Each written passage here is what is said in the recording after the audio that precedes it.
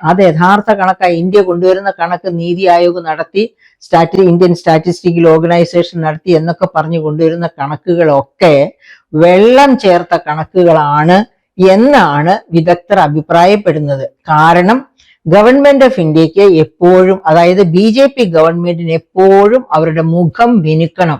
ഇപ്പോൾ തന്നെ നമ്മൾ ഉത്തരങ്ങൾ എടുത്ത് നോക്കിയാൽ അറിയാം. ഏത് എങ്കിലും ഒരു കാര്യം റീസ്ട്രക്ചറിങ് നടത്തിയതിനു ശേഷം നമ്മുടെ ബഹുമാനപ്പെട്ട പ്രധാനമന്ത്രി കൊണ്ടുള്ള ഒരു ഫുൾ പേജ് പരസ്യം, ഏത് പേപ്പർ എടുത്താലും ഒരു ഫുൾ പേജ് അല്ല, ചിലപ്പോൾ ഒരു പത്രത്തിൽ തന്നെ പല ഫുൾ പേജ് പരസ്യങ്ങൾ കാണാറുണ്ട്. റീസ്ട്രക്ചറിങ്, GST റീസ്ട്രക്ചറിങ് കാരണം ഇന്ന പ്രയോജനങ്ങളൊക്കെ ഉണ്ടായിരിക്കുന്നു, ജനങ്ങളെ ചേർത്ത് നിർത്തുന്നു എന്ന് പറഞ്ഞ്. അങ്ങനെയാണെങ്കിൽ പിന്നെ GST കൊണ്ടുവന്ന ആ 2017 ജൂലൈയിൽ തന്നെ ഈ തരത്തിലും ഒരു ഉണ്ടാക്കിയ മതിയായിരുന്നല്ലോ.